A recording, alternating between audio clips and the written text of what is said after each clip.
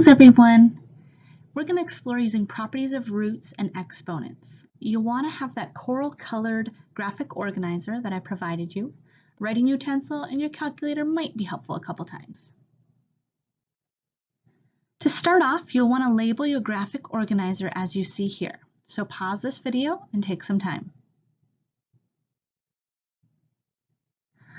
Let's briefly review the properties of exponents again. We just did some marker board review on this. You also have your exponents foldable from a couple weeks ago. But just as a refresher, remember when you're multiplying like bases, you add the exponents. When you have power to a power, you multiply. If you need to distribute your power to a power, distribute to everything in the parentheses. Quotient rule, if you are dividing like bases, you want to subtract their exponents. Again, distribute to the top and bottom if you have power of a power. And remember that negative exponents get moved to the other side of the fraction bar. On your foldable, if you'd open the first flap, and you're going to separate this page into 6 sections. So the top half will be 1, 2, 3 as you see, and the bottom half. Take a moment to pause this video if you need to.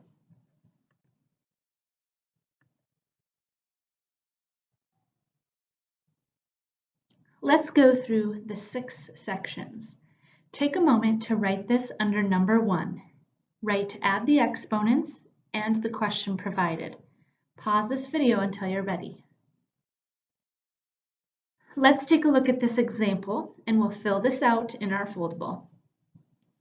When multiplying like bases, we add the exponents. Therefore, this becomes 2 to the 3/2 plus 5/4. To add fractions, we need a common denominator. So I'm going to multiply top and bottom by 2.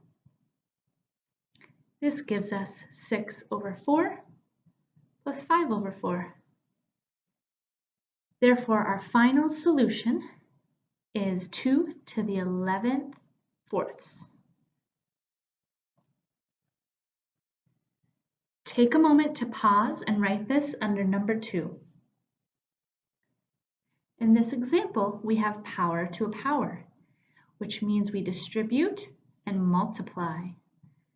So I have 4 with 2/6 times 3/4. Remember, to multiply fractions, we multiply straight across. So I end up with 6/24. Reduce if you can, and in this case, I'm going to reduce it to 4 to the 1/4. Take a moment to pause this video and write give the power to all under number 3. Here we need to distribute our exponent to all of the values. We're following power to a power, so we multiply the powers. I'm going to change this to 3/1 just for the purpose to make it easier to multiply. When we multiply fractions, we multiply straight across. So that 5 ends up being 3/3, which is 1. And the 7 ends up being 3/4. So I don't need to have 5 to the 1, so I'm going to leave it as 5 times 7 to the 3/4.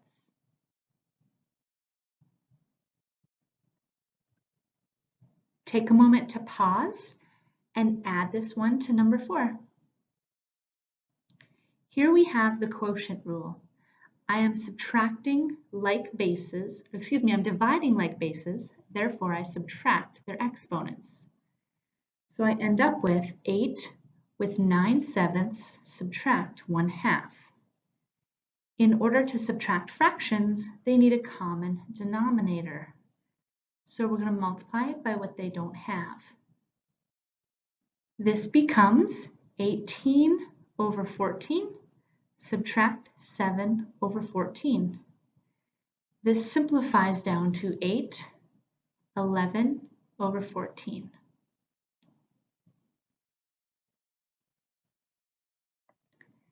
Take a moment to pause and add this one to number 5. Again, we need to distribute our power to both sides of the fraction. So we end up with x to the 1/3 over 27 to the 1/3. If you can reduce, you definitely want to check to see if 27 is a perfect cube. But in this case, it's not. So that would be my final solution.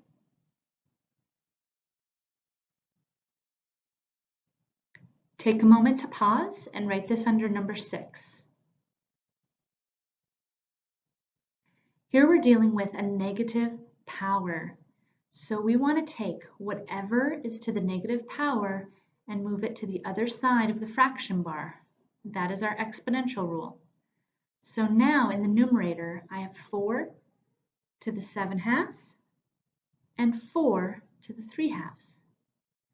When multiplying like bases, we add their exponents. So I end up with 7/2 plus 3/2. Conveniently, we already have a common denominator, so I end up with 4 to the 10/2, which simplifies down to 4 to the 5th.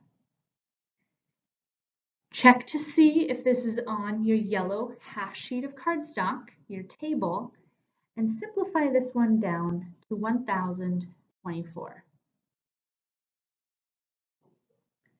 Let's take a quick look at 2 more examples. You don't need to write these ones down, I just want to emphasize a couple of rules. In this case, we have a negative exponent, so we move everything to the other side again. So I'm left with only a 1 on top, 4 to the 6/5 on bottom, and 4 to the 5/2 on bottom. When multiplying like bases, we add the exponents. In order to add our exponents, we need a common denominator. Multiply that out, we end up with 4 to the 12/10 plus 25/10, which simplifies down to 4 to the 37/10 under 1. So it's a little bit messy, but we want to simplify it down as much as we can. The second example, if you don't see an exponent, it still has one. It's to the first power. Here I have the quotient rule. When I have dividing like bases, I subtract their exponents.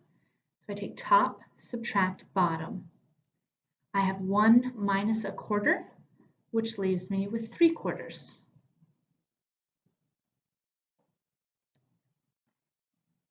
In preparation for our class, make sure that you have this foldable completely filled out on that first page, 1 through 6.